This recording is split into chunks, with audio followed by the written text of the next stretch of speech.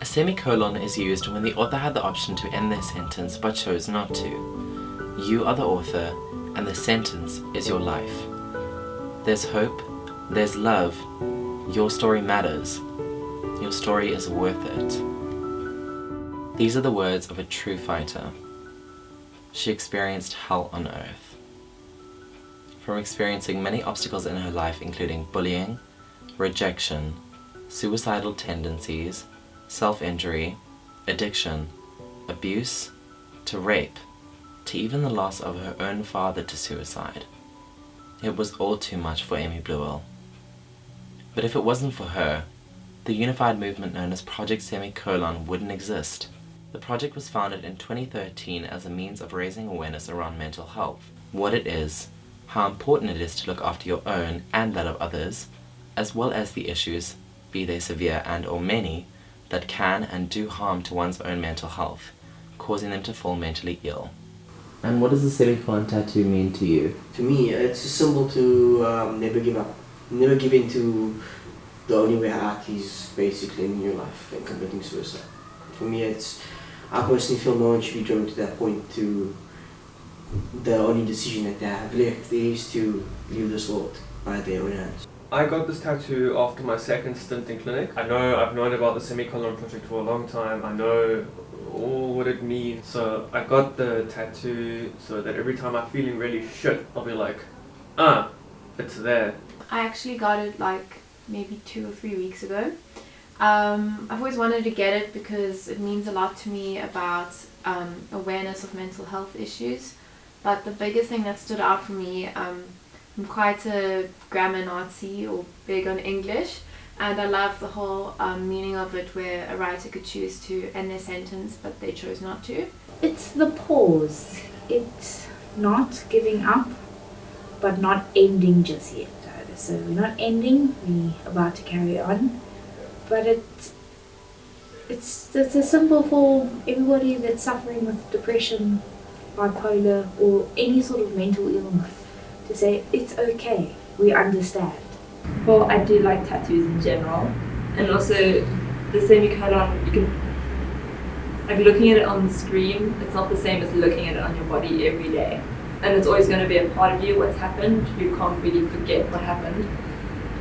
So it's always there. It's a reminder that it's in your skin, it's a part of you. The aim of the Semicolon Project is to reassure those battling with a mental illness or illnesses that they are not alone.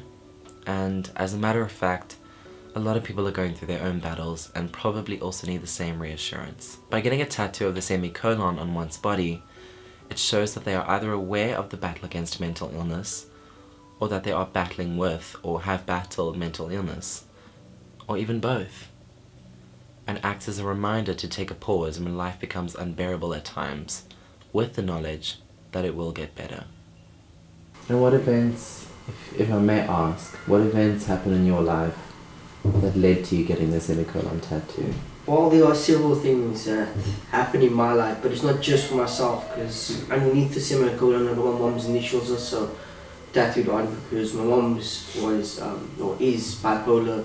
She went through a lot of stuff in her life. She's a real strong woman. All the things that she's been through and all the things that she told me that she's been through from when she was growing up till when she obviously got married to my father and then the loss of my father. She's going through everything in her life. She hasn't given up. She just kept going.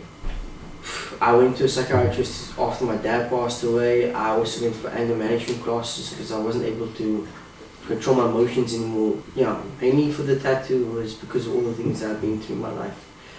And shortly after the tattoo, I felt a bit of relief to constantly remind myself. Then a few things obviously happened and I found myself in a clinic for chronic anxiety, chronic stress and depression. When I went into the clinic, I realized that my friends were there, my family was there. I just chose not to speak about it because there was this, I wouldn't say this persona about not speak, like this persona about like people don't talk about their feelings or how they feel, especially when it comes to men.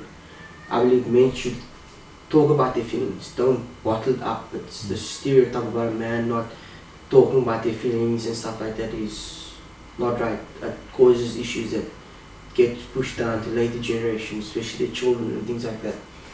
So for me, also part of the semicolon movement is the fact that let it out, even regardless if you're a man, female, whatever your gender is, just let it out. It needs to come out. And if you don't, you bottle it up. It finds different ways to seep out into the world. There's a number of events that have happened. I've dealt with depression for a long time, since high school, but it started way before that with anorexia when I was quite young, and then I recovered from that, but then the depression kicked in quite big, and I've been on medication for a long time dealing with it, but what's happened to me recently is the medication stopped working and my emotions started going on a very big downward spiral, and then I had to change medications, and that's why I got it recently, because it helped me get through that period of transitions. I was always ridiculed for having skewed teeth and a skew eye and wearing glasses and trying really hard to fit in when I just needed to be myself. And then when I was in grade 11, the bullying just got too much. I just hit a point in my life where I couldn't anymore. And that's when the suicide attempt started. And then when my mom found out about it, she freaked because she does not deal with suicide very well, purely because her mom committed suicide. And I said to her, well, I don't want to be here anymore. I want to take my life. I don't want to be here anymore. And she said, no, this is a cry for help. And I said, it's not. I said, because the day that I do actually take my life, you're going to realize I was not doing it for a cry of help. I was not crying wolf. And that Monday, she booked me into a psychiatrist, and we spoke, and the psychiatrist said I needed to go to the clinic. And that was the moment when I realized I have depression. And I didn't realize it when I was trying to take my life because I wasn't understanding why I wanted to do it. I just wanted to do it, and I never went to self-harm because I don't like pain. So I was looking for the easiest way out with the less painful way. But being in the clinic was one of the best things that I could have ever done. And if I could go back, I definitely would. Purely for the life lessons that you learn there. And if you feel like you need help, seek the help. There is people that's willing to listen. There is people that are there that want to help people that's going through this stuff. Especially people that have gone through it, myself. There is people, I'm willing to help other people just to let them know. Whatever it is that you're going through,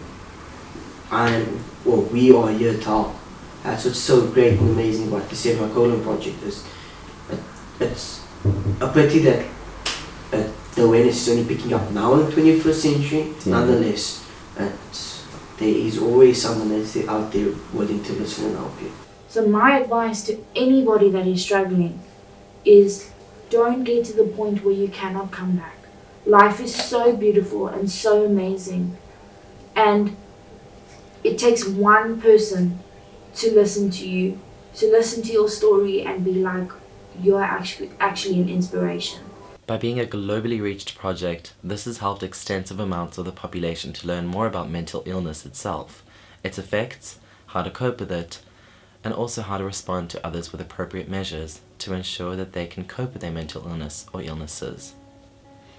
Thank you, Amy Bluewell. Your fight lives on in all of us, together.